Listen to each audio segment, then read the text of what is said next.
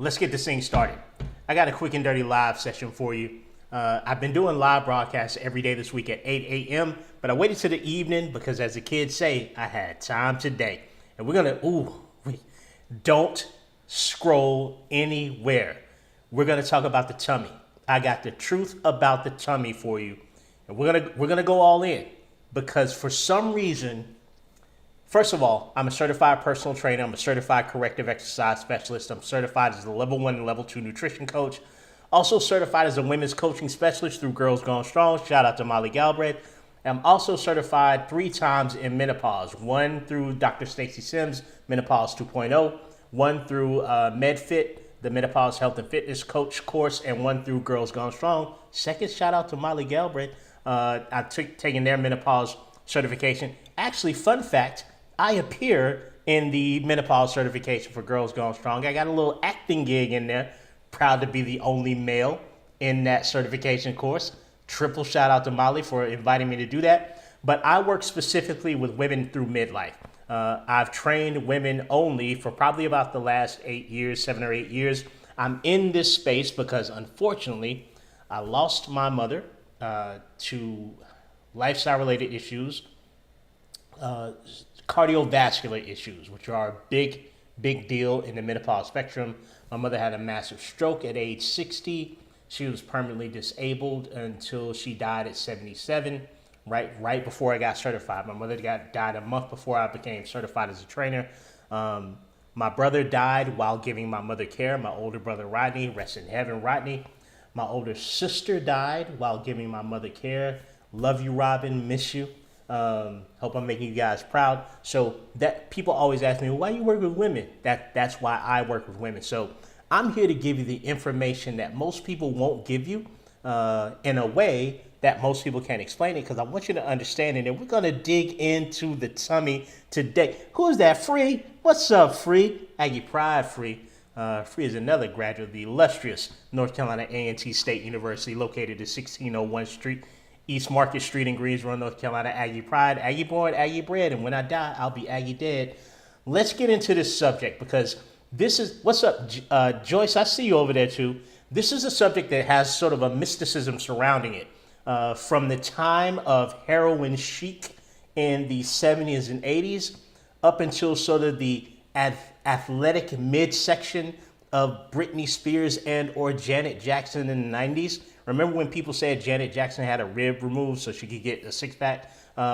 Through to today, where there's a lot of additional help for medical professionals for body types, but still it remains that we are still here talking about the proverbial snatched waist. And what I want to do is a few things. Number one, we're going to talk about what actually makes up this section of your body. Like what's really happening here, muscle-wise, what it does, what it's called. Number two, we're going to talk about what may lead you to sort of dissatisfaction about this abdominal region. What are the things that you see when you look down? Like what's the actual thing that's going on? Because oftentimes I have clients that will ask me to try to help them with their midsection specifically, but they first don't understand what the cause of any dissatisfaction may be. So we need to talk about what we're actually seeing in our midsections. And then number three, what can we do realistically to make a change if we decide for ourselves that we want to make a change? Now, I've got two friends on here right now. One of those friends happens to be a client. They will tell you that I do not interfere in what you decide to do with your body. I also do not suggest in any way what I think you should do with your body. I don't go around telling people they need to lose weight. I don't go around telling people they need to snatch their waist. I don't go around telling people you need to be a certain size, a certain weight, because I only work with people that I feel like are amazing humans from the start. One of my mentors, Kate Solo, over there in Precision Nutrition, she talks about the psychological terminology, unconditional positive regard, right? I work with clients from the standpoint of unconditional positive regard. What would Jesus do, y'all? What do I care if you lose 5 pounds, gain 5 pounds, run faster, run slower, do sit-ups, do push-ups, do pull-ups? I think you're an amazing human. My job as a professional coach is to safely get you to the goal that you select for yourself and to help you sort of regulate emotionally as you take that journey and to support you in your endeavor. That's what I do as a coach. So please don't believe that I'm giving this talk based on the fact that I think everybody's waist needs to be 23 inches. This is not that talk. But I am going to give you the simple information and science so that when you make a decision for yourself, your decision is informed. Now, don't that make sense, everybody? Is it me? Or doesn't that make sense? So, what's up, Jessica? Good to have you here. Lynette, nice to have you join, young lady. Like to have you here. So, I'm going to sip tea from this very well labeled Fitness Jones training mug. That's a flex. And I'm going to give you information. Let's start with the obsession. For some reason, like I said, somewhere around the 90s, we got like ultra obsessed with abs. And you had 8-minute abs, and then somebody came out with 6-minute abs, and then I think somebody did 4-minute abs, and everybody was ab crazy. Got to get those Britney Spears abs. Got to get those Janet Jackson Love Will Never Do Without You video abs. And we haven't lost the craze over this specific body part yet, right? Here we are in 2024. We're in the future, y'all. That was 30 years ago. I was in college then. It was a good time. But that was 30 years ago, and we still haven't sort of gotten around to understanding what the significance or lack of significance is in this place. So let's start with what's actually happening here. Little quick and dirty anatomy lesson. I just want you to simply understand what's happening in your midsection. First thing that we need to know, and this is where a lot of information goes wrong, and this is where we can argue a lot as fitness and wellness professionals, but everything that I'm saying, fact check me on Google as I'm going. Back and liar. You lie, Ren. First thing is, these aren't separate muscles. Your 4-pack, your 6-pack, whatever you want to call it, at best, we will refer to it sometimes as 2 separate muscles. And I'm talking about your abs, which are technically called rectus abdominis. That's the actual name of these muscles. And it's a sheet of thin muscle. It's so thin that if you turn to the side, like if you could take my rectus abdominis out and turn it to the side, it'd be like this thin. That's how thin it is, right? There's some things under there. But at best, there are 2 sides going down, but it's really one muscle. And that muscle is separated by some tissue that's not unlike the tissue that you have up here under your gums and under your teeth. It's called linea alba, Lineaalba. That's what creates the 4-pack, the 6-pack, I gotta check my sticks, or the 8-pack that you might see. That's tissue, connective tissue, running through the muscle. For some people, that tissue is wider, right? From side to side, it's wider or narrower. And for some people, it's deeper, right? The tissue pushes further into the muscle. Those are the people that have the genetic predisposition to better show a 6-pack. You get it? Like it's like a mountain range. And for some of it's hills. For some of it's deep mountains. And there's a stream, a little trickling stream. I'm imagining Sound of Music. Anybody else? Drop of golden sun. But there's a little stream running down each valley between those mountains. Some people have deeper streams and higher mountains, and they don't need to lose a lot of body fat for those abs to show, right? Some people have narrower streams and shorter mountains, maybe just hills, and they have to lose a significant amount of body fat, maybe an impossible amount of body fat, for us to see the indentation of the linea alba, the tissue running through the rectus abdominis, the muscle. There's about 5 total muscles in the ab region. You've got the rectus abdominis, you've got the external obliques, the internal obliques, the transverse abdominis, and a little teeny tiny muscle, pyramidalis, that you can't really see. It's like under some stuff, not important. But that's what's going on in your abdominal region. Now, what we have to understand, and I think this is where people get frustrated so much, this is where, I'm going to say a bad word, y'all, This is where I get pissed off with fitness professionals and influencers selling you abs, because genetically, some of us would never be able to show a six pack, just genetically, unless maybe you went in and had some surgery done. They put that little plate in, but genetically, a lot of us would never show a six pack. I actually did a fitness show back in 2012. Unfortunately, it was to honor my sister who died in 2011. She drank and got behind the wheel. She had a single car accident at 50. That's neither here nor there, but I did a fitness show back in 2011, and I got down to like 6% body fat. Looked amazing, I thought, right? Some people say my head was too big, but people say that now.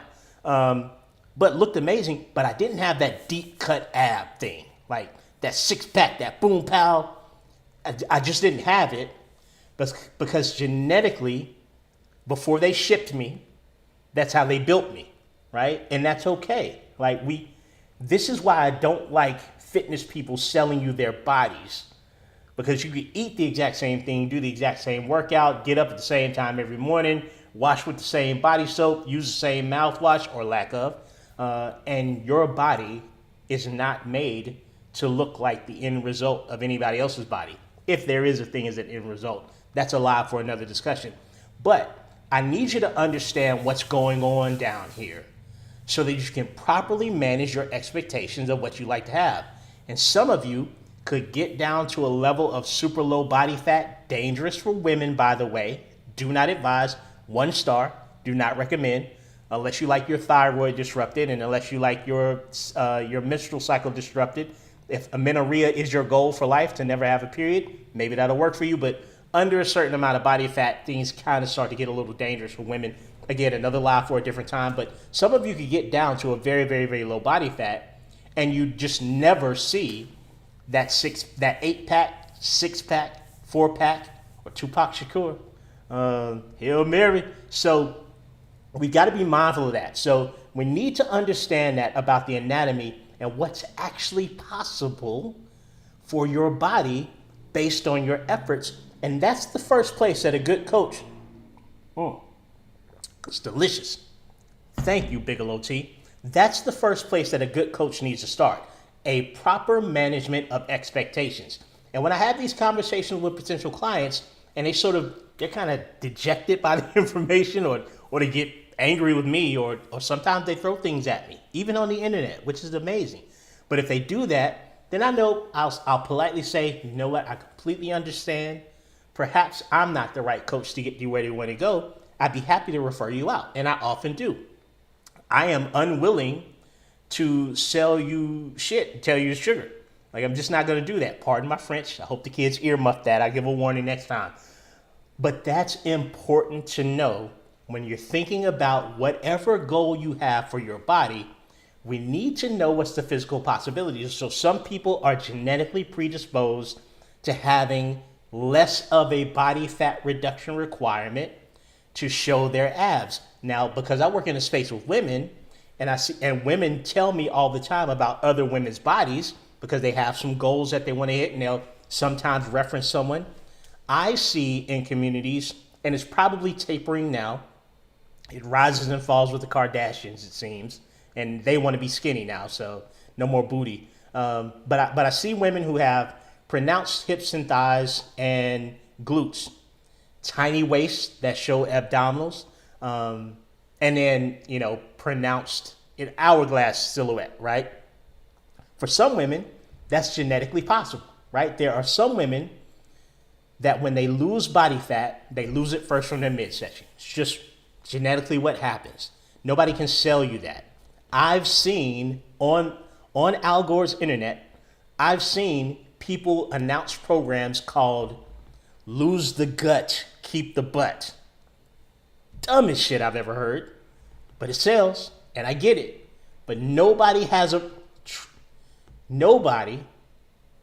outside of whatever deity you believe in. If you believe in Zeus or Jesus, that's who I believe in. Not here to push my beliefs, but believe in Zeus, Jesus, Allah, Yahweh, whatever you want. Nobody other than that entity has the ability to point at you and cause body fat to move from a certain place on your body. Certainly, there's no program that does this, not in the way that it's advertised. Certainly, you could spend a lot of time, years, building up your quadriceps and your hamstrings and your glutes, gaining weight, making muscle, years, and then you could spend time cutting body fat and you'd be left over probably with a slimmer midsection and probably more pronounced glutes and thighs, quadriceps, and hamstrings. Sure, again, this is a year's plan, but nobody has the ability to just give you a workout and magically your body says, hey, don't burn body fat all over. No. Because of this music, I think we're only going to burn body fat from the midsection and not the hips or thighs or buttocks. And certainly not the breasts, because they're never the first to go when women lose weight, right? So I have to operate as a professional from a place of transparency, right? That's what I try to do. So now that we understand what's going on here and we understand what we are able to do, right, sadly, yeah. Don't they always go for, Jen, don't they? I've never, sidebar, I've never coached a woman who did not lose some body fat. And one of the first things right here, and there's some different genetic predisposition, but man, that happens a lot. So perhaps a lot of the fitness models that you see, the people who lift weights for aesthetics, a lot of the fitness models that you see, a lot of the times they have a breast augmentation because getting that lean usually claims the ladies first. It just seems to be the way that it goes. So now that great point, Jen. Thank you for interjecting. What's up, Ada? Good evening to you, young lady.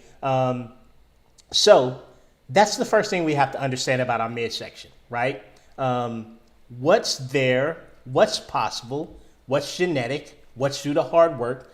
And probably what you might be able to get accomplished with any particular plan. I want to switch over to I want to talk about the categories of what an individual, and I'll say women because that's who I coach. I want to switch over to the categories of what a woman might observe in her own midsection if she is of the mind that she's decided she wants to make some changes to her body. Again, I've got more than one client on here now, and they can tell you that's not a pool that I play in.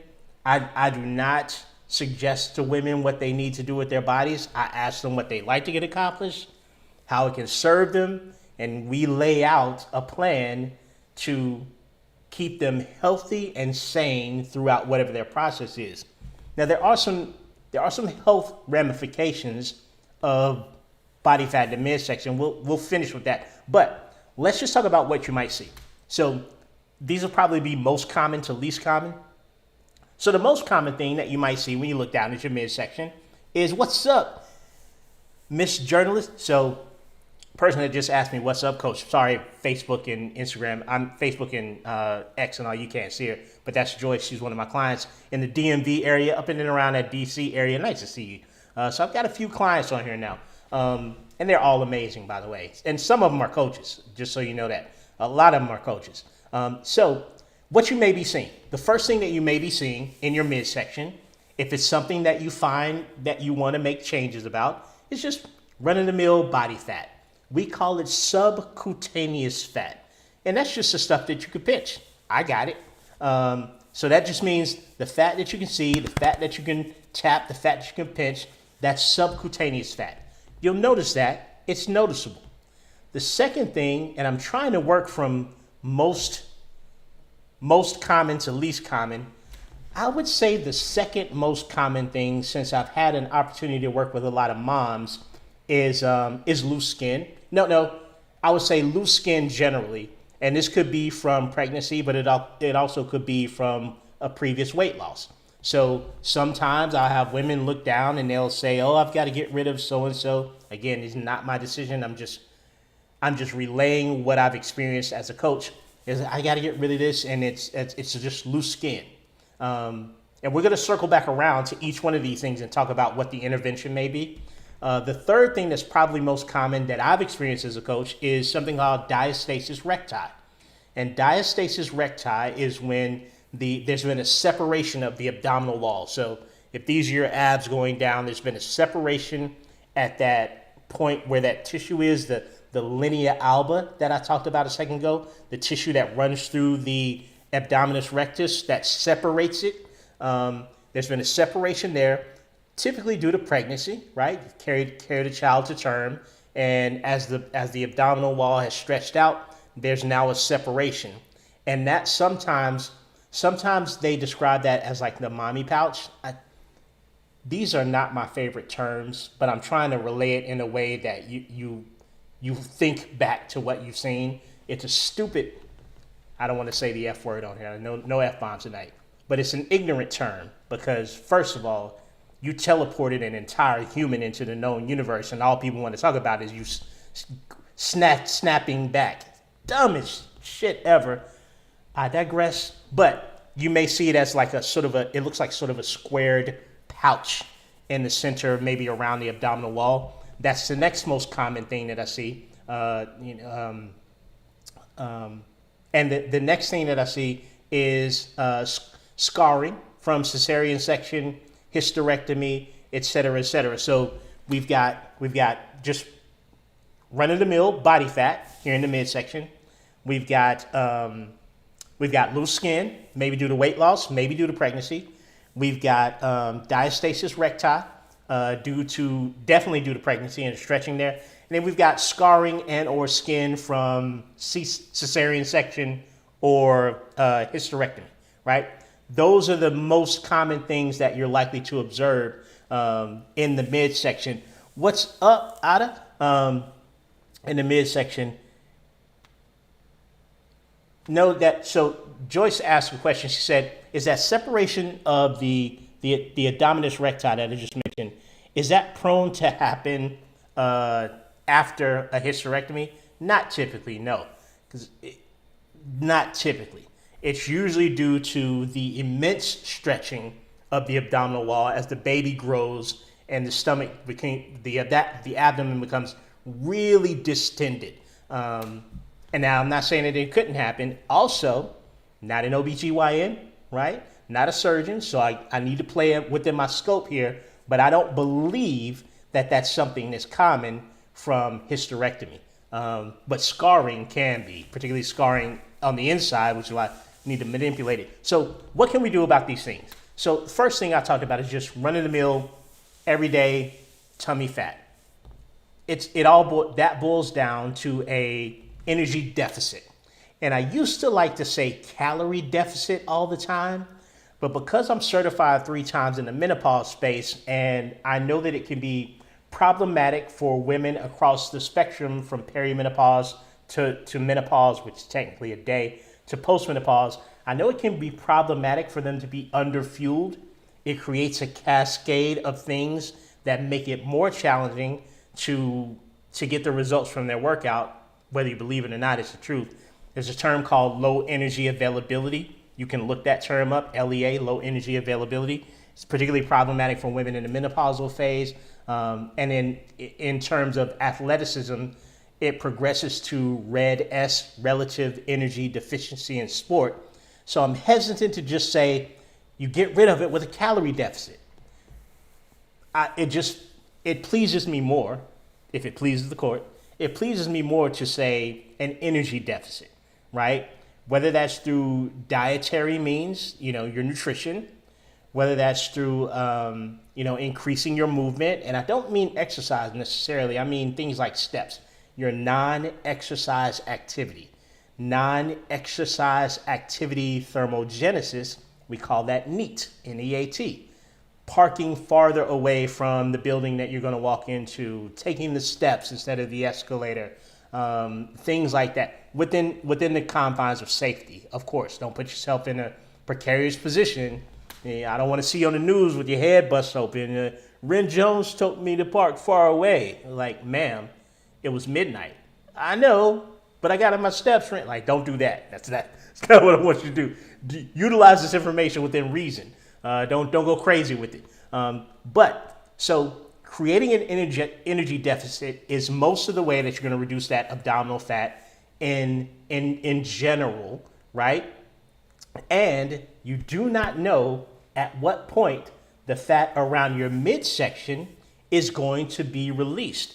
So what often happens, what I see often, is through the course of exercise and nutritional intervention, women will start to lose overall body fat, and some of it might be from places where they want to.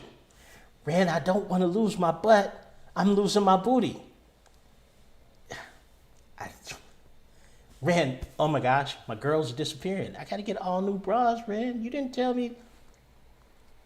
I don't have control over that. No coach has control over that. We used to say first to gain, last to lose. It was sort of a colloquialism that trainers use, saying that the place you gain weight on first typically seems to be the place you lose weight from last. But I don't have control. Look, there's no such thing as spot reduction. Quick example of what I mean by that term, spot reduction. If you were at a swimming pool and it was 3 feet to 6 feet, and you decided, I really want to bring that 6 feet down to 5 feet. So I'm gonna get a bucket. I'm gonna go down to the 6 feet section of the pool, and I'm just gonna dip the bucket in it and get that 6 feet section down. What's most likely to happen? The entire pool lowers, right? You don't get to decide where the water comes from. You know, the 5 feet, 6 feet section, you get to remove it, but the 3 and 2 feet section stay. No, it lowers all over, all around. So your body's much like that in terms of where you reduce body fat from. No coach has control over where your body will release fat. None of us do. It's just not possible. I wouldn't think so either.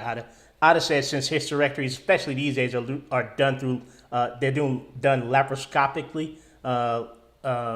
It's not a lot of chance that they're going to disrupt so much of that abdominal wall that it's going to cause diastasis recti. I was thinking that, Ada, but I'm glad you're here. Thank you for answering that. By the way, if you don't follow Ada, Wellness Room LLC, go give her a follow.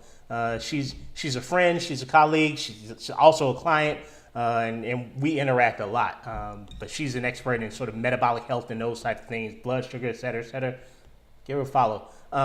So that's what you're looking at with body fat. I'm going to circle back around to the specifics of menopause and abdominal fat, because I know there's some people on here that want to hear a little bit more about that. But let's move on. Loose skin. Loose skin, there's nothing I can do exercise-wise, probably nothing you can do diet-wise that's going to relieve you or adjust that loose skin. Typically, we're looking at a cosmetic procedure. I think it's called abdominoplasty, if I'm not mistaken, abdominoplasty for loose skin. Now, that doesn't mean that people don't have ideas out there. I'm not knocking anybody's hustle. So if somebody's got a loose skin cream and you want to throw some money their way, or I've heard people talk about dry brushing. I've heard people talk about essential oils and rubbing it and it snaps the skin back. Whether or not you have loose skin depends on a few things. And it depends on the reason. If the reason is pregnancy, that's the reason. If the reason is weight loss, it depends genetically on the previous elasticity of your skin and how much weight you gained over time, how long you'd carried that weight, how quickly you lost the weight. It's just a host of factors. But as a coach, I can assure you that we don't have an exercise strategy or a nutritional intervention that makes loose skin snap back to where it was. And anybody tells you that is selling you what you want to hear. I want to hear that I'm Spider-Man. But if somebody gives me a suit and tells me to jump off a building, I'm going to hold off for a minute until I get some more information from them. Shout out to Peter Parker and Miles Morales. So diastasis recti, that was the next one on the list. What's the intervention there? Well, there are lots of them. There's a ton of offered interventions for a diastasis recti. The first and probably most important suggestion that I can give you is start with a medical professional who deals with it. I would go to OBGYN, maybe to get referred out to someone, because it's really nothing to play with, specifically when you have a separation of that abdominal wall. You could really do yourself a disservice by just crap shooting it. I'm just gonna try some shit, right? That's not what you want to do in that particular case. A lot of the time, unfortunately, it comes down to some type of cosmetic surgery. A lot of the time, not all the time, not every time. And it depends on the level. And we sort of measure it by fingers. So you see if you can get one finger in between the opening, or 2 or 3 or 4. That's sort of how you, like, layperson figure it out. The doctor may do that same type of digital examination. But I'd start medically first, even though there's always going to be somebody on the internet that has the newest, bestest, fastest, most magically delicious way to attenuate it. Ain't nothing to play with, man. This is your body. I don't suggest that. So what else do we have? We had regular old body fat. We had loose skin, diastasis recti. Cesarean section and or hysterectomy if necessary. Usually leaving of a scar. I think it's vertical with the cesarean and horizontal with the hysterectomy. Don't quote me on that. I don't have any children and I'm not an OBGYN. But typically at those points, what they will tell you when they send you home is to massage the scar tissue, right? And if there's something that's so unbearable for you, again, your choice, you get the choice of going to whatever methodology, whatever clinical, whatever credentialed professional methodology you choose to take care of that. I want to circle back around the body fat, specifically in terms of the menopause transition, right? And just quick and dirty on menopause. Perimenopause, the first fluctuations of estrogen and progesterone can start in the mid-30s, right? Sleeplessness, irritability, wildly abnormal menstrual cycles, aches, pains, night sweats, hot flushes, flashes if you prefer older terminology, just a reshuffling and adjustment, constant adjustment of your reproductive hormones as they try to make sense of what's happening as estrogen starts to fluctuate and or withdraw. Menopause, technically, one moment in time when you've arrived at the 12th month of not having a menstrual cycle, right? And then postmenopause, the entirety of the time thereafter. Now, each one of those 3 phases can be split up into different phases, but I don't want to get too much detail. But abdominal fat for the menopausal woman, a woman somewhere along that spectrum. Now, first, it doesn't happen to everybody, right? Everybody doesn't see a marked increase in abdominal fat. Second, it's probably more important than number 1. Unless it's causing some metabolic issues, your choice, your body, your choice, right? I just cannot, in good conscience, as a coach who pretty much lost his mom due to menopause conditions, serious menopause condition, cardiovascular disease. I just can't go around pointing at women's bodies like, oh, you need to lose that body weight. You got to lose some weight. You need to lose some fat. Because although I understand the correlation between the two, I'm much more concerned with the internal, the intra-organ fat, the visceral fat, the stuff behind the abdominal wall that you cannot see. I'm much more interested in that and attenuating that than I am to say, oh, you're 36 waist, you need to be a 23. It's not my jam. I digress. So what's happening here, Ren? Like, what the frick is happening? All of a sudden, I've got body fat in places that I didn't. Is this hormonal, man? It is, right? It's hormonal. It's environment. What's up, Scott? Scott's in the house from New York.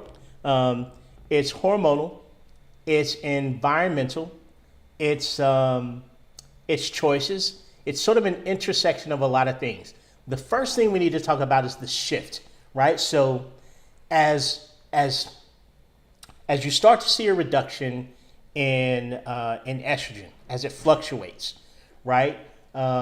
You may find your body's fat distribution changing from what we call gynoid, which is hips and thighs, to android. Gynoid is typically lower body fat distribution, to android, like the phone. That's typically an upper body fat distribution, and typically that lands in the midsection. So it's not always that women, as they go through this hormonal shift, are gaining such a significant amount of weight. Sometimes it is, but it's also the fact that it's probably being distributed in a way that's uncommon for your own personal history, right? So whereas maybe you gain a few pounds of body fat, goes to your hips and thighs, maybe your chest, and now all of a sudden it's going to the midsection. So that can be personally concerning for a woman going through this change, right? The next thing we have to realize is the amount of body fat gained isn't specifically dependent on the hormonal change. It's a lot of lifestyle factors in there that we sometimes don't really notice. So number one, our environment's just a little bit more prone to weight gain, right? We've got ultra delicious foods, some of which are ultra processed. We have nearly an unlimited amount of the supply of these foods. We don't need to traverse terrain like we once did. We're also probably a bit more sedentary in our general lives at this point in our lives. And I don't mean that you don't work out. I mean that you're sedentary otherwise, right? I've got my little magic box here, and it's all backwards here, but you can see it's 30 and 60 and 15. And what I can do is I can put like 15 on the top, and then I set it. In 15 minutes, it'll go off. This is my little timer at my desk for me to get up from work and walk down the hall, because I'm a sedentary human who works out regularly, but I'm a desk worker. As a 100% online personal trainer, I'm a desk employee.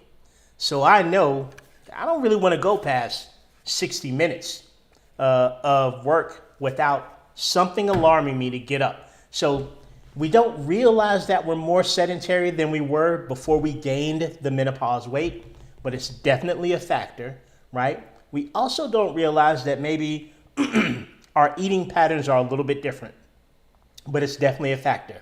One of the biggest factors that we don't really recognize is the rate of stress, right? And for women in this time of life, if you're looking at 40 plus, again, perimenopause can start mid-30s, but if you're looking at a 40 plus woman, probably in that sandwich situation, and what I mean by that, caring for a child, caring for offspring, but also caring for an ailing or aging parent. Stress. Probably have the most responsibility that you've ever had in your occupation. Maybe not the most money though. Stress. Probably in the, please don't kill me for this, but probably in the mundane phase of your partnership, marriage, relationship. It's not the honeymoon, but not quite the golden years. Stress, right? And just generally a ball of stress at all times. You're also having an effect on your sleep at this point, not due to anything that you've decided, right? But your sleep is reduced. As Ada just mentioned, you move less because you got less motivation. More likely to be fatigued as a result of withdrawing and or fluctuating estrogen. Everything that I just said adds up to typically more body weight. If that's problematic for you, again, I've got to go back to the point that I'm not trying to convince anybody that the way that their body is wrong. I'm only really concerned with your health behaviors. I'm not concerned with your body, how it looks, what weight it is, how, et cetera, et cetera. Health behaviors need to be initiated though, because healthy behaviors lead to a healthier lifestyle. So all of those things also contributing to the gain of weight. So often what I'll hear is, I didn't change anything, Ren, but all of a sudden, it's like I lost my muscle. All of a sudden, it's like I gained weight overnight. All of a sudden, I feel like I'm squishy overnight.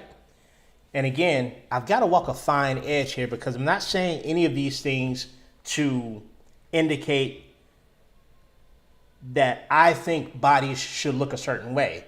That's not what I'm saying. But I'm saying these things to reflect what I hear from the community that I serve. So a few things you can do here. Strength training becomes vitally important, right?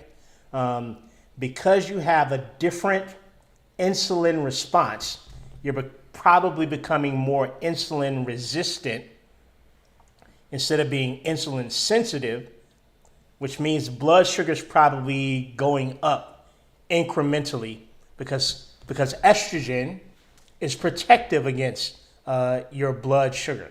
And now it's leaving.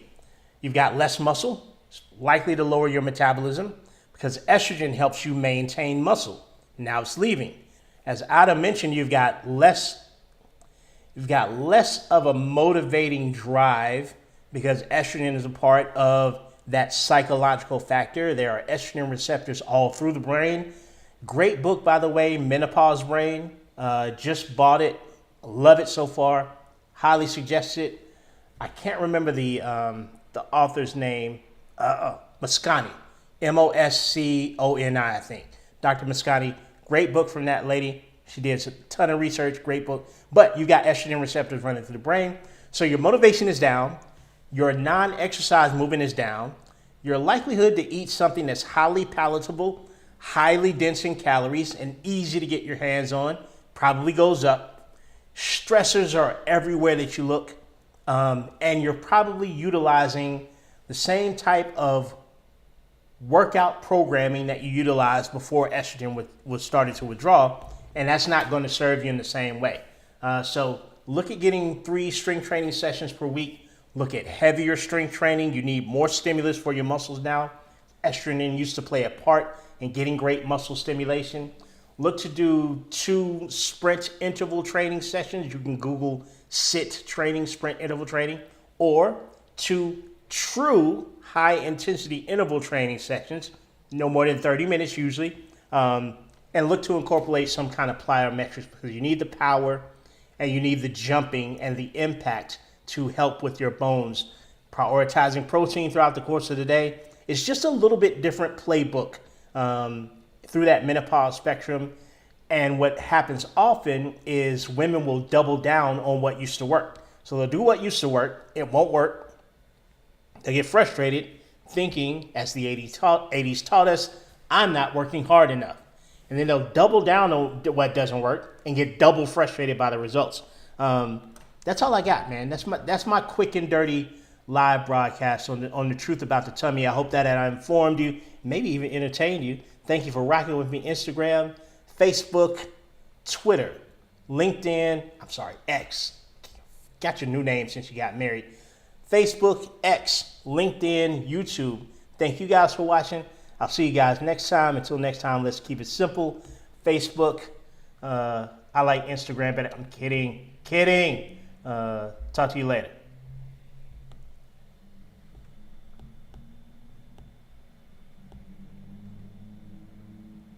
And we're done.